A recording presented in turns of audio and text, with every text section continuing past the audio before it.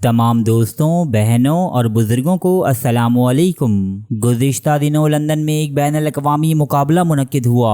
ये मुकाबला था एविएशन इंडस्ट्री और दुनिया भर से आई फ़िज़ाई जंगी जहाज़ों और साजो सामान का। पाकिस्तान एयरफोर्स को इस मुकाबले में अज़ीमुश्शान कामयाबियाँ मिली। पाकिस्तान के 2 तैयारों C-130 और JF-17 थंडर ने बैनुल-अक़वामी अवार्ड्स अपने नाम कर लिए। पाकिस्तान और चीन के इश्तिराक से तैयार करदा जेट तैयारी JF-17 थंडर ब्लॉक 3 को इस शो के हीरो की हैसियत हासिल रही। JF-17 थंडर का तारुफ कुछ इन अल्फाज में करवाया गया कि यही वो तैयारा है कि जिसने खुद से एक जनरेशन आगे की तैयारी यानी रफाइल को बहुत ही आसानी से मार गिराया। पाकिस्तान का फख्र कहलाया जाने वाला ये जंगी तैयारा अपनी कम कीमत, जंगी काबिलियत और मल्टी रोल फाइटिंग कैपेबिलिटीज के बाइस पूरी दुनिया में चर्चे की एक वजह बना हुआ है। जदीद रेडार, तेज रफ्तारी से अपनी जगह तब्दील करना और PL-15 जैसी मिसाइल टेक्नोलॉजी के बाइस JF-17 थंडर रफाइल के मुकाबले बेहद सस्ता और खासा बेहतर ऑप्शन है, जैसे दिफाई हलकों में रफाइल किलर के नाम से पुकारा जाने लगा है।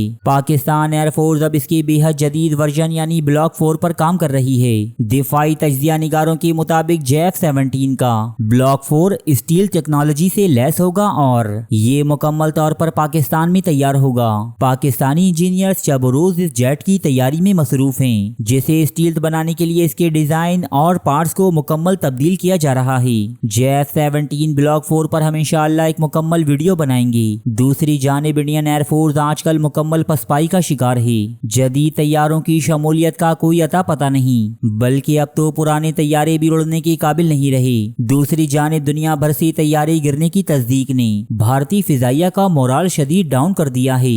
भारतीय मीडिया की अपनी सिफारती और फौजी नाकामियों के नोहे आप खुद ही मुलाहिजा कर लीजिए। भारत पाक संघर्ष में 5 फाइटर जेट गिराए गए, लेकिन किसके? और ट्रंप बार बार भारत पाक के टकराव की बातें क्यों करते रहते हैं? एक बार फिर अमेरिका के राष्ट्रपति ट्रंप ने भारत और पाकिस्तान के बीच तनाव को लेकर ऐसा दावा किया है जिससे हलचल मच गई है। ट्रंप का कहना है कि भारत पाक टकराव के दौरान 5 फाइटर जेट मार गिराए गए थे। उन्होंने ये बात व्हाइट हाउस में एक प्राइवेट डिनर के दौरान कही, लेकिन ये नहीं बताया कि वो जेट भारत के थे या पाकिस्तान के। ट्रंप ने यह भी कहा कि अगर परमाणु हथियारों का इस्तेमाल हुआ होता तो अमेरिका व्यापार नहीं करता। ये सब बातें भारत में शुरू होने वाले मानसून सत्र से पहले ट्रंप ने कही है। क्या इसमें भी ट्रंप की कोई चाल है? क्या मोदी को फंसाने के लिए ट्रंप जानबूझकर बार बार भारत पाक सीजफायर का जिक्र करते हैं? और सबसे बड़ा सवाल, क्या मोदी सरकार अब भी चुप रहेगी? देखिए, अब ये तो कोई बड़ी खबर बची नहीं है कि दरअसल कितने जेट गिरे कितने जेट नहीं गिरे, क्योंकि भारत के जो CDS हैं अनिल चौहान ने, उन्होंने सिंगापुर में शंग्रीला डायलॉग के दौरान ही इस बात को कह दिया था कि हमारे जेट तो गिरे। सवाल इस बात को लेकर है कि डोनाल्ड ट्रंप क्यों बार बार इसको कह रहे हैं, और डोनाल्ड ट्रंप पहली बार ये बात कह रहे हैं। अभी तक वो ये कह रहे थे कि उन्होंने भारत और पाकिस्तान के बीच में समझौता कराया और व्यापार की या ट्रेड की एक तरीके से धमकी दी, तो वो करीब 20 से ज्यादा बार इस बात को कह चुके हैं। पहली बार उन्होंने ये इस ओर इशारा किया है कि भारत के जेट गिरे हैं, 5, 4, 3 ये उन्होंने दिया है।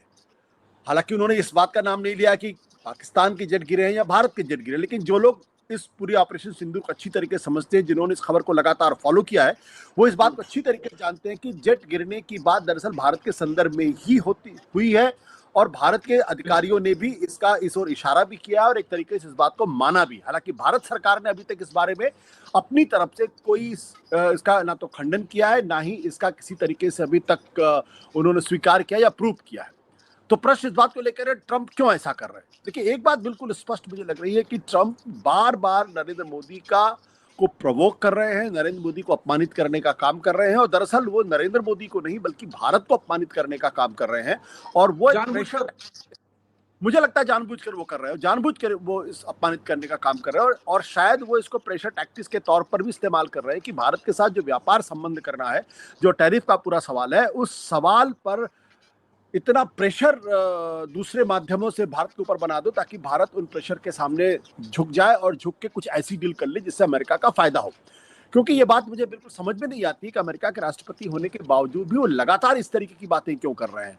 इसमें जो बड़ी बात ये है, बड़ी बात इस बात को लेकर ये है कि अभी तक भारत सरकार की तरफ से ट्रंप को तुर्की बतुर्की जवाब नहीं दिया गया है। जिस तरीके के जवाब की उम्मीद की जा रही थी उस तरीके का जवाब ना तो प्रधानमंत्री नरेंद्र मोदी की तरफ से हुआ है, ना ही भारत के विदेश मंत्रालय की तरफ से हुआ है। वो दबी छुपी जुबानों में ही बातचीत करते हैं कि भारत और पाकिस्तान के बीच में जो समझौता हुआ था वो तो पाकिस्तान की तरफ से इनिशिएटिव हुआ था और एक तरीके से कहने की कोशिश करते कि अमेरिका की उसमें कोई भागीदारी नहीं।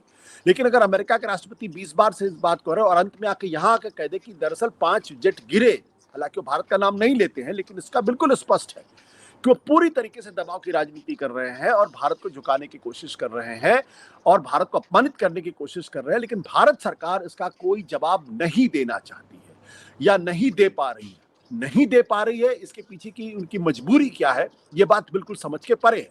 अभी आपने पिछले दिनों ध्यान दिया होगा कि यूरोपियन यूनियन की तरफ से जब ये बयान आया कि रूस के मसले पर अगर रूस से कोई भी देश, रूस, चाइना और ब्राजील तीनों का नाम लिया था, अगर वो रूस से तेल खरीदेंगे तो उनके ऊपर 100% प्रतिबंध लगेगा। और आज जो खबर आई है वो जामनगर की रिफाइनरी पर उन्होंने प्रतिबंध लगा भी दिया है। तो उसका विदेश मंत्रालय ने फौरन उसका जवाब दिया। आपने देखा, फौरन विदेश मंत्रालय ने उसका जवाब दिया और जवाब बिना कोई लाग लपेट के। लेकिन ट्रंप को जवाब क्यों नहीं दे रहे, ये प्रश्न बहुत महत्वपूर्ण है। और मुझे ऐसा लगता है कि इसमें कहीं ना कहीं नरेंद्र मोदी सरकार की एक बहुत बड़ी कमजोरी दिख रही है। किसी कोई एक ऐसी चीज है जिसकी वजह से वो जवाब नहीं दे पा रहे हैं। और ये मसला सिर्फ ट्रेड का नहीं मसला हो सकता है, ये कुछ और मसला हो सकता है। और वो मसला क्या होगा, हो सकता है आज नहीं, कल नहीं, कई सालों के बाद उसका खुलासा हो कि क्यों मोदी सरकार जवाब नहीं दे पा रही। वो सरकार जो 56 इंच सीने की बात करती है, वो सरकार जो कहती है कि अंतर्राष्ट्रीय स्तर पर भारत तो एक बहुत बड़ा ग्लोबल पावर बन के उभर चुका है, वो ये कहते हैं कि भारत अब दुनिया को राह दिखाने की बात करता है, वो ये कहते हैं कि भारत जब कुछ कहता है तो पूरी दुनिया उसको सुनती है, वो ये कहता है कि नरेंद्र मोदी अब दुनिया के बड़े स्टेट्समैन बन के उभर गए हैं और वो जहां जाते हैं उनका बहुत स्वागत होता है। तो अगर ये सब बातें सच हैं, जैसा कि कहा जा रहा है, जैसा कि प्रचारित किया जा रहा है, तो फिर भारत को जवाब देना चाहिए। आपने ध्यान दिया होगा किस तरीके से ईरान लगातार अमेरिका को लताड़ रहा है, लगातार अमेरिका को जवाब दे रहा है और उसी भाषा में जवाब दे रहा है जिस भाषा में उसके ऊपर हमले होते हैं। तो भारत क्यों नहीं दे सकता, जबकि भारत आज की तारीख में ईरान के मुकाबले ज्यादा मजबूत देश है, आर्थिक स्तर पर भी, मिलिटरली भी उससे ज्यादा मजबूत देश है और साथ ही साथ भारत की साख ईरान से ज्यादा बेहतर भी है पूरी दुनिया के नक्शे पर। लेकिन ईरान जवाब दे देता है जब इजराइल और अमेरिका भी हमला करते, उसके बावजूद वो नहीं दबता है। तो मोदी सरकार क्यों दब रही है, ये एक बड़ा सवाल है और इसका खुलासा अभी नहीं लेकिन आने वाले समय में होगा। बिल्कुल, इसका खुलासा तो आज नहीं तो कल होगा। लेकिन हर बार जब कोई विदेश से कोई कुछ कहता है, कोई रिपोर्ट आती है, तो मोदी सरकार के नेता, मोदी सरकार ये खुद कहती है, प्रेस कॉन्फ्रेंस होती है कि ये विपक्ष से मिले हुए हैं, ये कांग्रेस से मिले हुए हैं, कांग्रेस ने ऐसी चाल चली। माना जाता है कि पहले सत्र के पहले कोई कुछ कहे तो उनके खिलाफ एक चाल होती है, सरकार के खिलाफ एक चाल मानी जाती है। सत्र से पहले ट्रंप ने ये बात कही और इससे ये लगता है कि कोई व्यक्तिगत मामला है केवल मोदी के खिलाफ, भारत के खिलाफ तो उसको भारत को उसके नतीजा भुगतना पड़ेगा, वो तो अलग बात है। लेकिन मोदी के खिलाफ एक व्यक्तिगत मामला है, क्योंकि आपको नहीं लगता कि मानसून सत्र से पहले ही क्यों कहा, हालांकि वो बार बार तो कह रहे हैं, एक डाउट तो जाता है इस पर। देखिए, पता नहीं डोनाल्ड ट्रंप ने ये सोच के कहा होगा कि भारत के अंदर पार्लियामेंट जो अगले हफ्ते शुरू होने वाली है उस संदर्भ में उन्होंने कहा होगा, या कोई ऐसी मंशा रही होगी कि कोई बयान देंगे जिससे विपक्ष को ताकत मिलेगी और विपक्ष सदन के अंदर प्रधानमंत्री को घेरने की कोशिश करेगा, सरकार को घेरने की कोशिश करेगा। ये तो अटकलबाजियों की बात है। लेकिन हाँ, ये बात बिल्कुल सच है कि अगर संसद सत्र के ठीक पहले इस तरीके का बयान आता है तो विपक्ष को सरकार पर हमला करने का एक दूसरा अवसर जरूर मिल जाता है, वो भी उस संदर्भ में जबकि भारत के जो नेशनल सिक्योरिटी एडवाइजर हैं, national security adviser Ajit Doval, उन्होंने पिछले दिनों एक अजीबोगरीब बयान दिया, बिल्कुल हास्यास्पद बयान दिया। मतलब उस बयान का कोई अर्थ भी नहीं है। क्यों इस तरीके की बयानबाजी कर रहे हैं जब उनके खुद आर्मी के कई बड़े ऑफिसर इस बात को मान चुके हैं कि भारत का विमान गिरा है, भारत को नुकसान हुआ है और भारत की जो राजनीतिक जो नेतृत्व था उसकी वजह से हुआ है। तो ये सब बातें पूरी तरीके से सिद्ध हो चुकी हैं और सेना की ये लोग झूठ बोल रहे होंगे, इसका कोई आधार नहीं। लेकिन सवाल है कि नेशनल सिक्योरिटी एडवाइजर ऐसी बात क्यों कर रहे हैं जो हास्यास्पद है। वो कह रहे हैं कि अगर आप एक भी तस्वीर हो तो दिखा दीजिए। मतलब तस्वीर नहीं, इसका ये मतलब तो नहीं कि कोई नुकसान नहीं हुआ। आपको अच्छी तरीके से याद होगा जो ऑपरेशन सिंदूर के दौरान जब सीमा के इलाकों पर जब बमबारी हो रही थी तो उस वक्त वहां पे किस तरीके का अफरा तफरी मची हुई थी, कई लोगों की जानें गई, कई मकान तबाह हो गए, उसके बावजूद आप ये दावा करते हैं।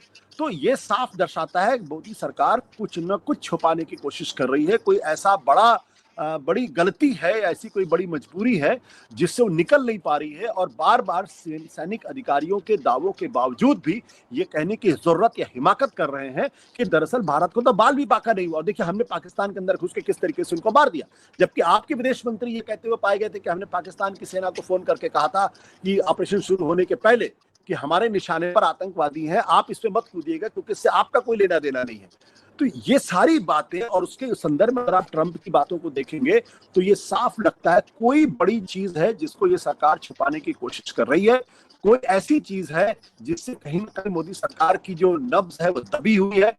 अरे एक बार हो गया, 2 बार हो गया, 3 बार हो गया, 10 बार हो गया, 15 बार हो गया, आपके मुंह में क्यों दही जमी हुई? आप क्यों नहीं बोल पाते हैं? क्या कारण है? कौन सी मजबूरी है आपकी? तो नहीं बोलना ये इंपॉर्टेंट बात है। और अमेरिका बहुत साफ तौर पर अब पाकिस्तान को अपने साथ खड़ा कर रहा है। वो उनके जो फील्ड मार्शल है उनको अपने लंच पे बुलाता है, उनके जो अपने जनरल्स हैं वो कहते हैं कि आतंकवाद के खिलाफ Pakistan is a phenomenal partner है। रूस पाकिस्तान के साथ बिजनेस करना चाहता है, चीन पूरी तरीके से पाकिस्तान के साथ है। भारत की विदेश नीति कहाँ है?